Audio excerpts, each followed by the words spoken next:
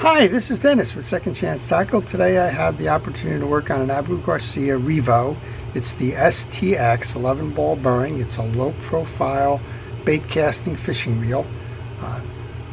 This one comes in from Bruce in Massachusetts, and he asked me to tune it up, so that's exactly what we're going to do.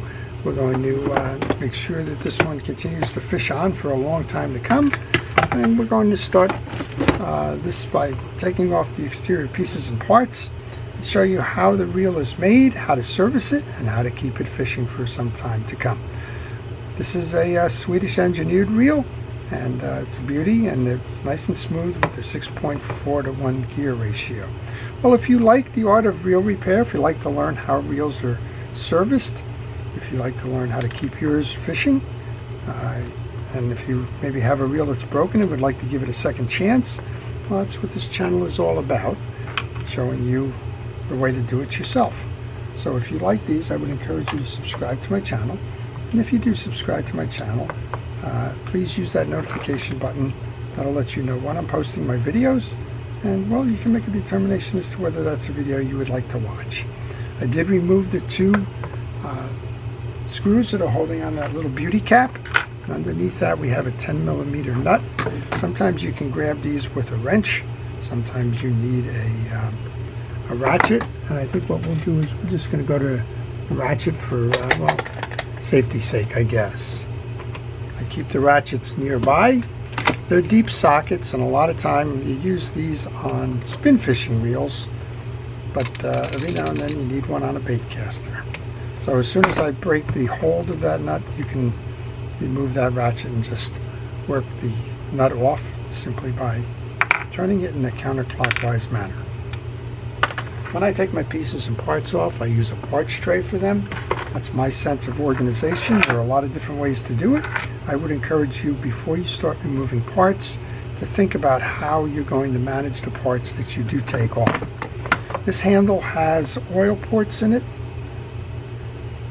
so I'm going to use some fishing reel oil to keep them lubricated. That'll work down the stem, and it'll keep these nice and loose. And then what we can do next is we can remove our star adjuster, and there should be a few tension washers under here. One of the tips I like to do on every video is to tell you to take pictures along the way. For example, this star adjuster had a little shim washer between the adjuster and the handle. You want to note where that came from. And well, things like the order underneath here. You have a click ratchet that's holding another tension washer or two inside that. I like to put those right into the cap. And then underneath that we have the inner race or inner sleeve for the automatic or instant anti-reverse. So you don't need to remove that at this point. Let's take the cover off. That includes this long bar. This long bar is holding on your back side. So once you remove that bar, you should be able to turn this up and then pull that off to give you access to the back. I'm going to remove the spool as well during that, because there is a spool bearing on here. This reel has got braided line on it, and you can use either braided line or monofilament, whatever your preference is for that. I'm not sure on the base of the spool if it's set up for braid, so if it's not, make sure you back the spool with some monofilament prior to adding that braided line, otherwise you will get braided slip. Alright, while I have this out, I'm going to oil the bearing on that side, oil the bearing on this side. The rest of the inner side here is a drive gear that's going to drive your worm from that spool side. Okay, just going to lay those parts off to the side. They're big enough that I won't lose them, so I don't need to put them into a parts tray. One more piece that I want to do here is take the screws off that are holding on your side plate. You'll notice that there are two screws here. There's also one under the spool. That's why I had to get that spool out of there as part of the servicing. If you don't take this out, your side plate's not going to come off. So always check if you're working on a low profile bait caster, a lot of times manufacturers do choose to put a screw from underneath. Sometimes I was checking for the back here because sometimes they're actually loaded on the back. All right, we have 2 more screws here. I have a micro screwdriver for these. So we'll take these out. This one I think is dual purpose. I think it's holding on the bump guard for that line guide mechanism as well. We're going to find out in a moment. But note that your 2 small screws go below. The bigger screw that you took out goes into the case from the back side beneath the spool. Okay, those are out safely in my parts tray, so we should be able to remove this now. I like to set that down and pull that up because that's going to give me the view that I need about what's going on inside. Notice that this came from the top side. So the top side I'm going to put with that star adjuster so that when I go to reinstall I know that's on the front. Looks like this reel, well, it hasn't been serviced in a while. There's dried grease in there. There's dried grease in the case. And part of what you want to do in your servicing of the reels is to make sure that the reel gets cleaned of the old grease, that you inspect the pieces and parts, and that you put the new greases back in to keep it running nice and smooth. This is the cap washer. This fell off when we were taking it off, but that's how that goes. We're going to remove that whole assembly, set that off to the side for a moment. Also going to remove the yoke and the pinion gear, and the rest of this for the most part can simply be cleaned and oiled. You want to check what I'm doing right now is there's a lot of plastic pieces in here. I'm just making sure that the plastic parts are not damaged. There is a ball bearing, I believe, under the shaft here, so I'm going to oil that. Going to oil underneath the trip lever here. And we should be pretty good here. Okay, this trip lever is what's going to move your yoke in and out. It'll slide like this. When you come to the back end, there's a click ratchet on this side. It's going to push the bar up and keep it going. So you just want to use some oil. Some folks want to grease that. That's not my preference, and I don't like that because as grease is dry, they tend to clog the mechanism, and well, that just causes more problems. Let's go over to the pinion gear. Clean that up with the yoke. You can see the old greases in there. They've just congealed. They're not doing anything very good. When you look at this yoke, you're going to find that there's angled sides on them. Those angled sides face in. So if you've kind of taken your parts off and you're wondering how it goes, look for the angled sides on the shoulders. That's the inside. In this case, there's a metal ring on the outside here, so that's facing out. When you go to service your pinion gear, you want to check the teeth. I've kind of done that. There is a little washer here, note that.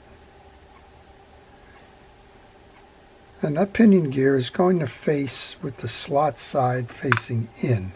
So that goes in, mounts this way. This piece mounts on those 2 posts where we removed the springs before. So that's the mounting of your pinion gear. We have a ratchet that we noted. That's going to form the click to throw the reel back, the carrier back from free spool to engage. Same thing you want to do here. You want to check your main gear. This main gear has a washer between the click ratchet and the main gear. If you see any indication of old dirt and grease that is dried in the teeth of that main gear, then use a brush. You can use a hard brush like this. It's just a dollar store kind of a brush. You can use a toothbrush if you like. But these are the least injurious. They're just kind of bristle brushes. And they will pull through any dirt and debris. You can see what came out on here. And that'll clear the teeth so that they operate efficiently. I'm going to take the fishing reel grease. I'm using Penn Precision reel grease. Interestingly enough, Abu Garcia is now part of Pure Fishing, and Pure Fishing, they're a brand of Pure Fishing, and so is Penn. So that's just a curiosity and an aside. I use Penn grease on pretty much everything. Doesn't matter where the reel has come from or gone to. These are carbon text washers. They do not need to be greased or oiled. They just want to make sure that their wear pattern is consistent and that you can see the cross hatching on the washers. This is a traditional 6-washer set. There are 2 washers that have a rectangular center. They go top and bottom, so this one will go on the bottom after you install the first of the drag washers. The second drag washer goes in. The middle one is going to be an eared washer. It has the 2 points on it that fit in the slots of the main gear. The last one will go on. And then you need to be careful with those keyed washers, or the ones with the rectangular center, because in this case, this one has a bell on it, or a raised portion. That's going on the top side. Don't put that one on the bottom. We mentioned that there was an inner sleeve that works with the anti-reverse. I'm going to pull that inner sleeve now. You want to make sure that it is dry, so remove any greases that are on there. The anti-reverse is a friction device. Works by friction, and grease reduces friction. So that's, you want to do your best there to remove any greases that might compromise the performance of the anti-reverse. I'm going to use a little bit of penetrating oil here. There's some gummy grease that sat on the base. It's gotten thrown off from the main gear. That happens with centrifugal force. And I'm going to use a cotton swab to kind of rub down the inside of that anti-reverse clutch there. There is a bearing on the back side of the case here for the spool. Make sure that gets oiled. And then we can go to reinstall once we get those 2 screws. Well, you know what? Before I reinstall that, I probably got ahead of myself. There's a shield here for your line guide. It's held on by 2 screws. Let's remove those so that we can service the line guide pole. You could do it after, kind of try and snake out that cap, but this is easier. So let's do that right now. I'm going to live dangerously. I'm going to put those 2 screws right on my bench here.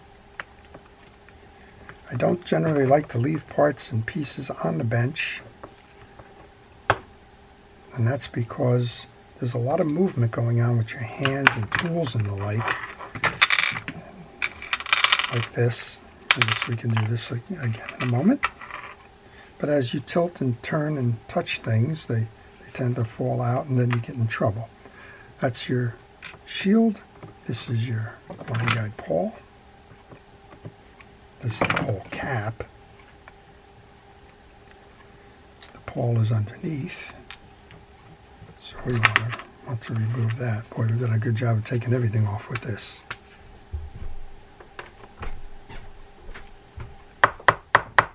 Generally, if you tap it, it will come out. Should. Everything else came out. Okay, let's just make sure that the sides are free of debris. They're not. We're going to make sure that it is. I'm using a pick to take the old dirt and grease out. And then we'll kind of give you a recap of what we did earlier that we're going to do again because everything came out. All right, once that's cleaned, reinstall that.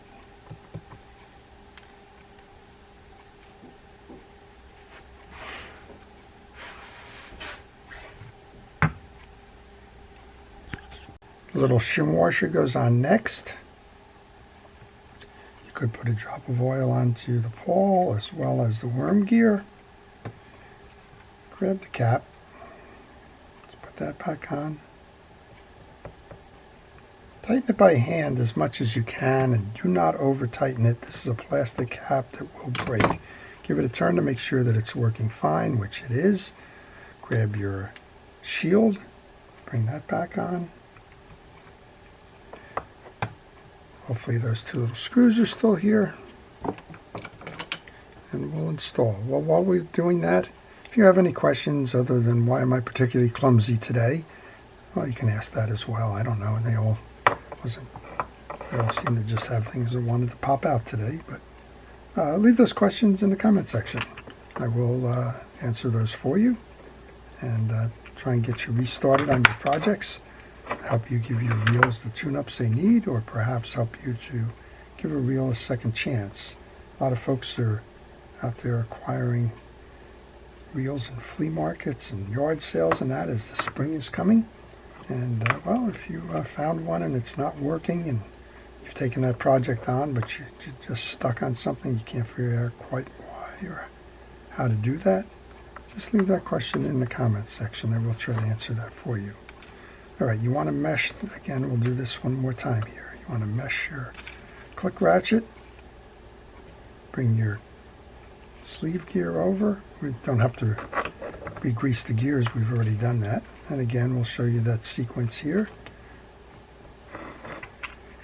First in is a fabric washer, next is the keyed washer or the rectangular center without the raised hump. Next up, second drag washer, geared washer, fits in the slots. One more time with the drag washer, raised washer, sleeve for your anti-reverse. There we go. Okay, so we're pretty much ready with the exception of the two springs that need to go on to the yoke posts. These are the ones that if I was voted most likely to leave behind, those are the ones for whatever reason I tend to leave behind. All right, we're going to hold it this way this time so everything doesn't come crashing out. Take your cleaned up side plate, find the hole for the tie down for your non-gear side plate, mesh that in, and just grab any of those screws that you've taken off. I'm going to just put one in the bottom here. Again, micro driver because it's a small screw. Bring that in. Get your second screw. It's going to go up top here and through that hole in the case.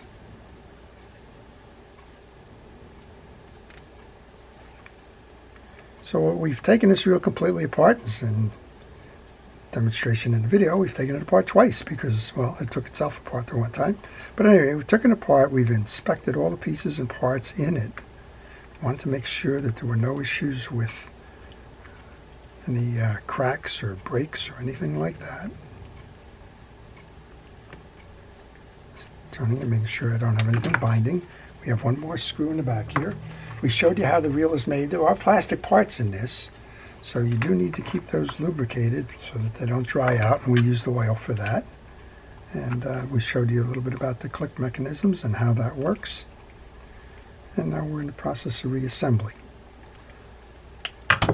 On the gear side, or on the spool side now, there is a shaft that has the pin going through it and the ball bearing. That goes towards the gear side, like that. Next up, we can bring in that case. Now remember, we removed it by turning it up, so we're going to bring it back down this way, and then that should lock in.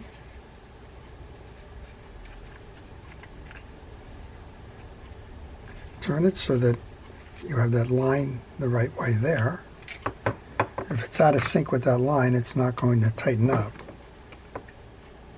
And you're not going to be able to push this screw in and tighten. Okay, let's reinstall the balance of this. There was that washer that went over the top of that sleeve. Then we had the series of washers here. So inside this, there's two tension washers. They have a bow on them. They're not flat washers. They shouldn't be flat washers. I put it with the bow facing up on the first one and down on the second one. That leaves the gap towards the middle. Next up is our star adjuster.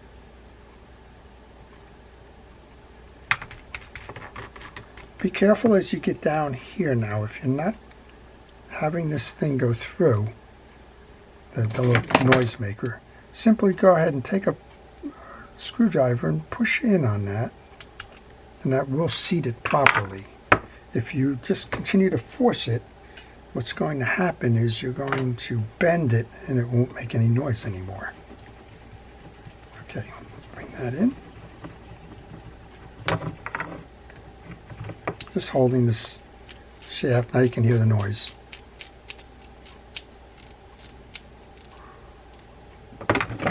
Okay, next up then was the washer.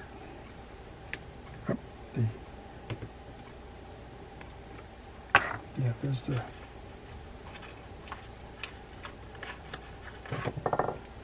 washer that's going between the handle and the star adjuster.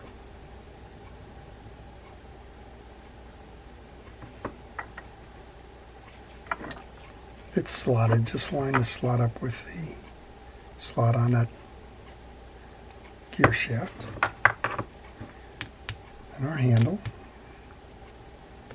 And before you tighten your handle down, make sure you tighten your drag. You don't want to put the nut on and press onto a loose star adjuster that's going to cause it to bind. I've had folks send me reels in. They've told me, well, I started this, now my drag doesn't work and I can't adjust it. Well, that's because the star wheel was left up too high when you installed the handle. And usually what I will do is I will tell the folks, take it off and start again, and sure enough they take it off, they tighten the drag, and they come back and say, I don't know what it was, but it's fixed now. Well, what it was is that it was binding. Okay, we have the cap that goes next. Sometimes you have to work for this to seat properly on that nut. It's an internal piece. Usually, if the two sides of the nut, the two flat sides are facing the screw holes, this will sit. There we go. And now all that's left is the two little screws and a test. So again, if you're still with me here, I want to encourage you to subscribe to my channel. I will assure you that I don't have all the pieces fall out of all of my wheels all of the time, but it just kind of shows you that, well, it happens, and if it happens to you, just be patient, have a sense of humor, and well, just kind of keep on doing it. You will get it. Okay, we've already oiled the ports on this. We've taken this wheel completely apart. We've cleaned off the old dirts and greases. We've inspected all the pieces and parts. We've reassembled it, and now, well, time for the test. This is a little tight. There you go.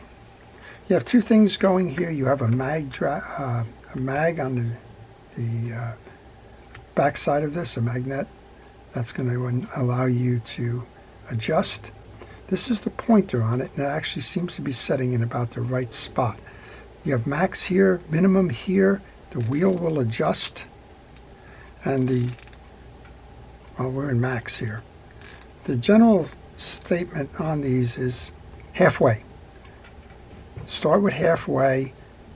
Make sure that the release on the spool and the drop of the lure can fall without causing backlash.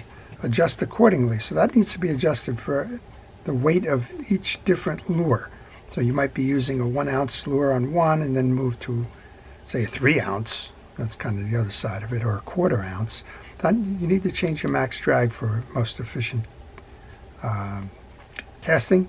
And that magnetic brake, a good place to start is in the middle, and then you can bring it to the right or to the left, max. To the right, turn clockwise, that's minimum. To the left, counterclockwise is max. Okay, there's your settings. All right, give it a turn.